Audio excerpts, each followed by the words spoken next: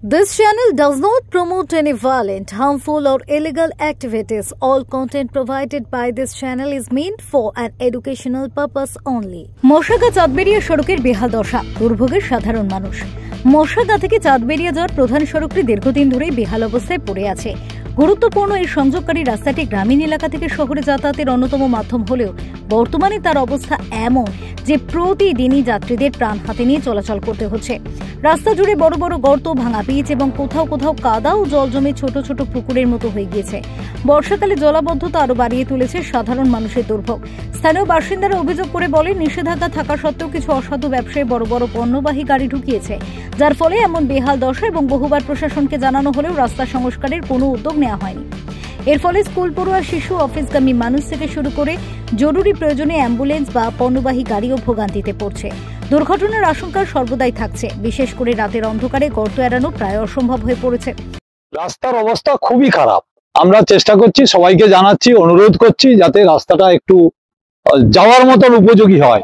এত জল হয়ে যাচ্ছে, 1 হাঁটু করে জল হয়ে যাচ্ছে, রোগী যেতে পারছে না, ছোটখাটো রিক্সা যেতে পারছে না। রিক্সা তো নিচ্ছেই না, টোটো রিক্সা প্যাসেঞ্জারকে নিচ্ছে না, নামিয়ে দিচ্ছে, ডবল ভাড়াও দিলেও নিচ্ছে না।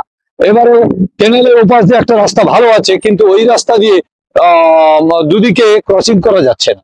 টোটোতে গেলে প্যাসেঞ্জার ওপাশ থেকে যে আসছে এ সাইডে নামছে না, সে সাইডে নামছে না, সিঙ্গেল রাস্তা, ভীষণ অসুবিধা। এই রাস্তাটা আমাদের ইমিডিয়েট করা দরকার। আমরা চেয়ারম্যান সাহেবকে, খারাপ হলো মানে বড় বড় গাড়ি ঢুকছে, এই গাড়িটাকে তো আমরা বন্ধ করতে পারলাম না। আমরা আগে যখন এই রাস্তা হয় 2021 সালে, তখন যিনি ঠিকাদার ছিলেন উনি এই রাস্তার মুখে শকুন্তলার কাছে রাস্তাটা ঘিরে নিয়েছিলেন, কিন্তু বড় বড় এই যে ব্যবসায়ী যারা ইট পাথর বালি এরা করছে, এরাই রাস্তাটা খুলে দিল। আমরা জানিয়েছিলাম গায়ের জোরে করছে। এবারে আমাদের চিফ মিনিস্টার, মুখ্যমন্ত্রী, মাননীয় মুখ্যমন্ত্রী উনি বলেছিলেন আমাদের এই রাস্তায় সমস্ত রাস্তা যেগুলো প্রধানমন্ত্রী সড়ক যোজনা, ওর মধ্যে লরি, হেভি লরি এগুলো ঢুকানো যাবে না, কিছুতেই যাবে না, কিন্তু তা কিছুতেই শুনছে না। কতিপয় লোক মাল ব্যবসা করছে, দুর্ঘটনাও ঘটছে। এই রাস্তায় 2বার ঘটনা ঘটলো, অ্যাক্সিডেন্ট হলো, ছোটখাটো, যদিও কেউ মারা যায়নি, কিন্তু ছোটখাটো ঘটনা ঘটেছে। অতএব এগুলোকে তো প্রশাসনের দৃষ্টিগোচর হওয়া চাই। আমরা বারবার চেষ্টা করছি যাতে এটা হোক, আপনারা একটু সহযোগিতা করুন। রাস্তার অবস্থায় যে মানুষ হাঁটতে পারছে না, যেতে পারছে না, আমরাও থাকতে পারছি না, জলের জন্য এত অসুবিধা হচ্ছে। এই জন্য বলছি রাস্তাটা একটু করলে ভালো হয়।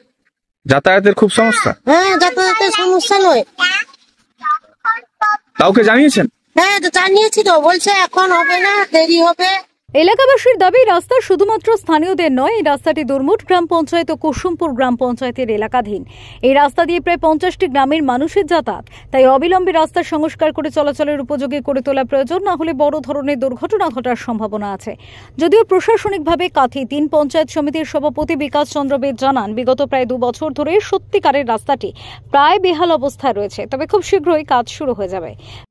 আমাদের চাঁদবেড়িয়া থেকে গোপালপুর যে রাস্তাটা অনেক আগে হয়েছিল, সেটি এখন সত্যি খারাপ অবস্থা, তাকে রিপেয়ার করতে হবে। তো এই মুহূর্তে আমরা যা খবর পেয়েছি, আমাদের সভাধিপতি উত্তম বাড়ি মহোদয় তিনি বলেছেন ওই রাস্তা কিছুদিনের মধ্যে টেন্ডার হবে এবং ওই রাস্তা তাড়াতাড়ি রিপেয়ার হবে। আমরা খুব এই ক্ষতিগ্রস্ত রাস্তার উপরে আমরা এলাকার মানুষরা পছন্দ, সবাই চিৎকার জানাজানি করছে যে এই রাস্তাটা খুব খারাপ হয়ে গেছে। তো আমরা দরবার করেছি জেলা পরিষদে, পঞ্চায়েত সমিতি থেকে আমরা জেলা পরিষদে গেছিলাম। তো জেলা পরিষদের সভাধিপতি বলেছেন যে এটি অতি শীঘ্রই টেন্ডার হবে, ভাববার অবকাশ নেই, হবে। স্বাভাবিকভাবে